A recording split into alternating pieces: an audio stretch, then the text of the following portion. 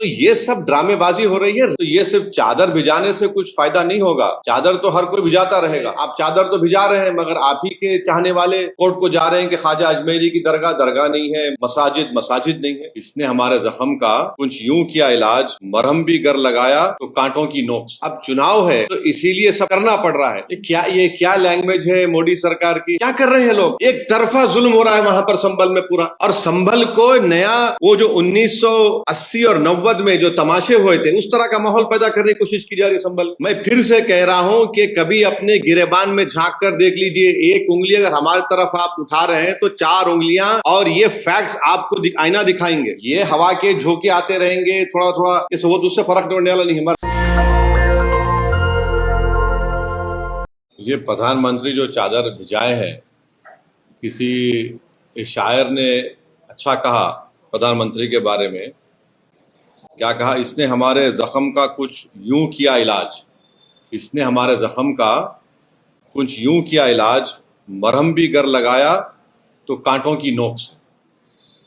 तो ये जो पूरे देश में बीजेपी संघ परिवार की तरफ से हर उनका ऑर्गेनाइजेशन कोर्ट को जा रहा है कि यहाँ पर खुदाई हो, यहाँ पर खुदाई हो, ये मस्जिद नहीं है, ये दरगाह नहीं है, ये कब्रस्तान नहीं है। तो प्रधानमंत्री अगर चाहते हैं तो ये तमाम चीज़ों पर रोक लग जाएगा। और दूसरी अहम बात यह है कि पिछले 10 साल से बीजेपी की सरकार है, नरेंद्र मोदी प्रधानमंत्री है।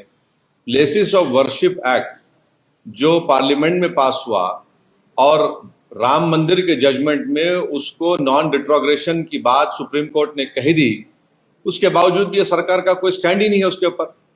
इसीलिए आज आप देख रहे हैं कि 7 से ज्यादा मस्जिद और दरगाह के मसले सिर्फ उत्तर प्रदेश से है, जहां पर बीजेपी की सरकार है और जहां से प्रधानमंत्री अपना एमपी का चुनाव जीत कर आते हैं।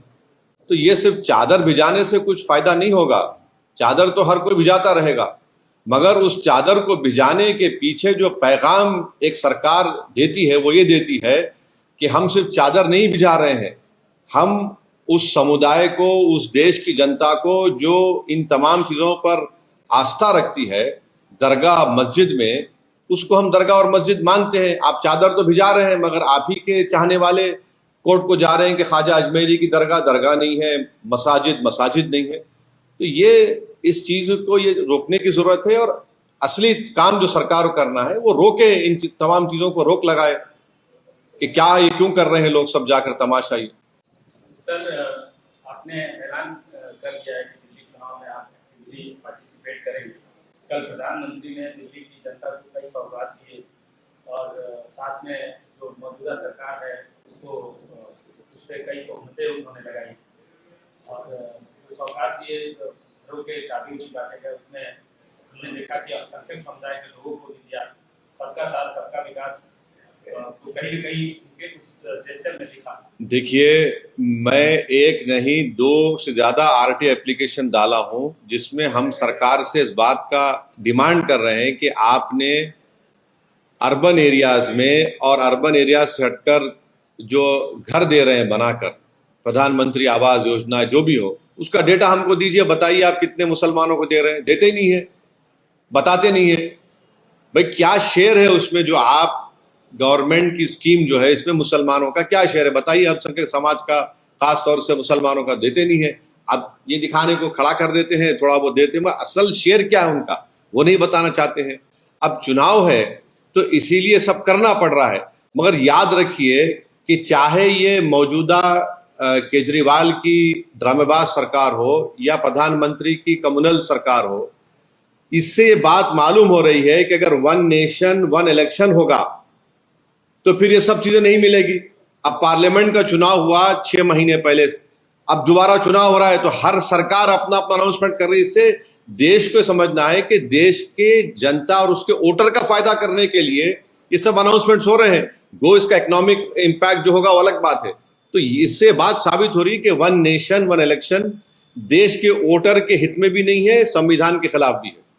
कितने सीटों में आप दिल्ली इलेक्शंस में कंटेस्ट? अभी वो फैसला हो रहा है, हमारे दिल्ली अध्यक्ष उस बात का तय करके आपको बताएंगे। मगर जरूर हम चुनाव लड़ रहे हैं और अच्छी तरीके से लड़ने की हमारी पूरी कोशिश होगी।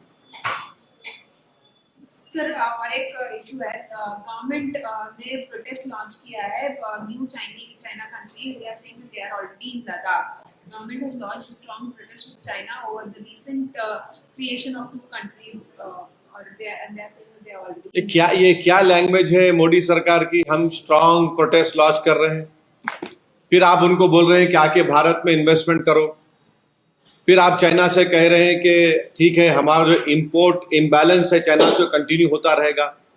एक पॉलिसी तो रखिए ना। और हमको ये भी नहीं बता पा रहे हैं सरकार कि वो जो 65 में से 25 पेट्रोलिंग पॉइंट पर हमारी फौज पेट्रोलिंग करती थी वो हम कर पाएंगे नहीं कर पाएंगे।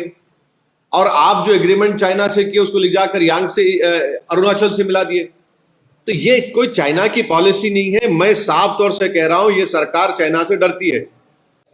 आप हम स्ट्रांग प्रोटेस्ट क्या प्रोटेस्ट है? हमारी जमीन पर वो लोग ये एक कंट्रीज बना रहे हैं और डैम बना रहे हैं। और डैम बनाएंगे तो नुकसान किसको होगा? माने बिलियंस ऑफ डॉलर्स क्या उस चाइना ने अनाउंस कर दिया। तो खुद बीजेपी वाले कह रहे नुकसान, तो नुकसान हो रहा तो क्या करेंगे? आप खाली जबानी बोलेंगे? आप सरकार में हैं, आप पावर में है, आप प्रधानमंत्री हैं, आपकी पार्टी है, आप इसको क्यों नहीं कर पाते हैं? रोक क्यों नहीं कर पाते इन चीजों को आप? मगर आपको चाइना से पैसा चाहिए इन्वेस्टमेंट के तौर पर। सर केजरीवाल ने प्रेस्ट है अलग-अलग लोगों को एक अमाउंट देने का एक तनख्वाह मुकर्रर किया कि हम ना देंगे सत्ता में आएंगे। क्या ये तुष्टीकरण की राजनीति नहीं है? और क्या एक सवाल में एक और चीज है, क्या आपके वहां पर एक्टिवली पार्टिसिपेट करने की वजह से ये चीजें हो रही है? नहीं, देखिए एक बात आपको हम बता रहे हैं, तुष्टीकरण का जो आप बात कर रहे हैं, दिल्ली में जितनी विधानसभाओं में जहां पर अल्पसंख्यक समाज खास तौर से मुसलमान रहते हैं, आप जाकर उन इलाकों को देख लीजिए। मीडिया से मैं रिक्वेस्ट को जाकर देखिए वहां पर क्या बुरा हाल करके रख दिए। दिल्ली का कचरा लाकर जहां पर अल्पसंख्यक समाज के मुसलमान रहते हैं वहां पर लाकर उसको फेंकते हैं। ये इनका जो बड़ा ड्रामा होता है केजरीवाल का कि हम क्लिनिक बनाए, स्कूल बनाए, कहां बनाया तुमने बताओ जहां पर अल्पसंख्यक समाज के मुसलमान रहते हैं? और तुम्हारा जो सरकार का जो परफॉर्मेंस है, डेवलपमेंट सब झूठा है, बकवास है। जाकर आप देखिए वहां पर जहां मुसलमान रहते हैं। चौथी बात यह है कि जो लोग जेलों में हैं उनके ताल्लुक से एक लफ्ज तो नहीं बोलते, जो उनके पार्टी के लोग भी हैं, भूल गए उन लोगों को। केजरीवाल को बेल हो गई, सिसोदिया को बेल हो गई, इनके तमाम नेताओं को बेल हो जाती है। और जब दिल्ली में जेनोसाइड हो रहा था, ठीक है लॉ एंड ऑर्डर इनके पास नहीं है, मगर आप क्या करते हैं? मुख्यमंत्रियों पर राजघाट पर जाके बढ़ जाते हैं आप। मरने वालों को एस ग्रेशिया का जो पैसा देते हैं उसमें भी आप कम्युनिज्म करते हैं। तो ये सब ड्रामेबाजी हो रही है। रियल डेवलपमेंट जहां होने का है, जहां पर दलित और मुसलमान रहते हैं, कुछ नजर नहीं आता हमको। सर आप हमेशा से सावरकर की आइडियोलॉजी वगैरह को चैलेंज करते रहते हैं, उसकी मुखालफत करते रहते हैं। कल प्रधानमंत्री से एक डीयू में कॉलेज खोला जाएगा सावरकर के नाम पे, वीर सावरकर के नाम पे, क्या कहेंगे? नहीं, हम प्रधानमंत्री से एक ही बात पूछना चाह रहे हैं कि क्या उनकी सरकार कपूर कमीशन ऑफ इंक्वायरी के जो फाइंडिंग्स है, जिसमें चीफ जस्टिस कपूर साहब ने अपनी इंक्वायरी कमीशन रिपोर्ट में कहा कि सावरकर महात्मा गांधी के कत्ल के कॉन्स्पिरेसी में शामिल है, ये प्रधानमंत्री हमको बता दें। क्या वो इनकी सरकार उस Kapoor commission of inquiry report को मानती है, नहीं मानती है? और अगर महात्मा गांधी से आपको मोहब्बत है, जो हर गांधी जयंती के दिन प्रधानमंत्री और बीजेपी आरएसएस गांधी के फोटो के सामने फूल माला चढ़ाते हैं, राजघाट को जाते हैं, तो फिर ये गांधी से कैसी मोहब्बत कि कपूर कमीशन ऑफ इंक्वायरी कहता है कि ये कॉन्स्पिरेसी में शामिल थे? वो बताते प्रधानमंत्री। भाई आपको मुगल नाम से नफरत है, ठीक है, हम समझ सकते हैं, आपको एलर्जी है उससे, मगर ये तो बता दीजिए कि गांधी से मोहब्बत है और गांधी के कॉन्स्पिरेसी में जिसका रोल रहा आप उनसे ही मोहब्बत करते हैं। ये कैसी मोहब्बत है? ये तो डबल टाइमिंग कर रहे हैं मोहब्बत में आप। सर सोच रहे हैं कि दिल्ली के चुनाव में हिंदुत्व की होड़ हो गई है आम आदमी पार्टी और बीजेपी में। दोनों हिंदुत्व पे हैं, दोनों में फर्क क्या है? कोई फर्क नहीं है दोनों में। दोनों आइडियोलॉजिकली एक ही है। दोनों की पैदाइश, इनको पैदा करने वाली अम्मा का नाम है आरएसएस।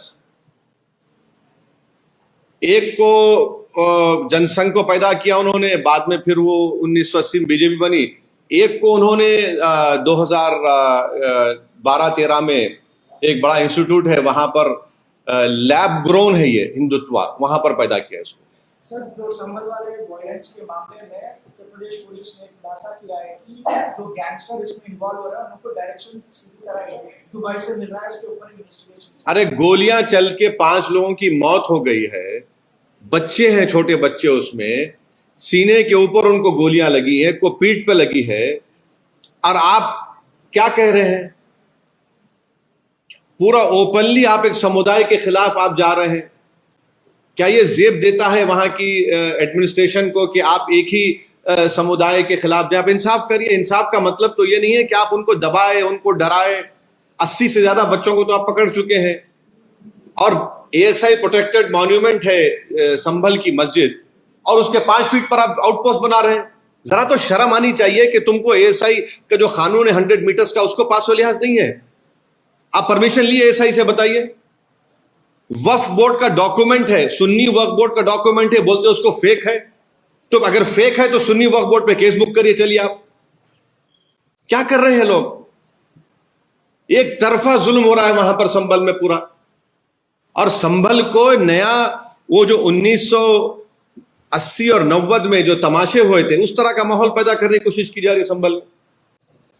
सर, दिल्ली के चुनाव के मद्देनजर आप पे भी आरोप लग रहा है कि आप चुन के दंगों के आरोपों को टिकट दे रहे हैं। एक बात सुनिए, इंदिरा गांधी के कत्ल के बाद जो सिखों पर जेनोसाइड हुआ और जितने एक्यूज थे उनको किस पार्टी ने टिकट दिया?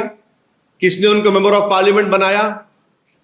और फिर दूसरा यह है कि मौजूदा जो रूलिंग पार्टी है, मुख्यमंत्री पर खुद केस है, उनके बड़े बड़े नेताओं पे केस है। अब बीजेपी की बात ले लीजिए, कितने बीजेपी के सांसद हैं जो पार्लियामेंट में हैं, उन पर केस नहीं है, सब दूध के धुले हुए हैं। किसने UAPA जिस पे लगा था उसको MP बनाया?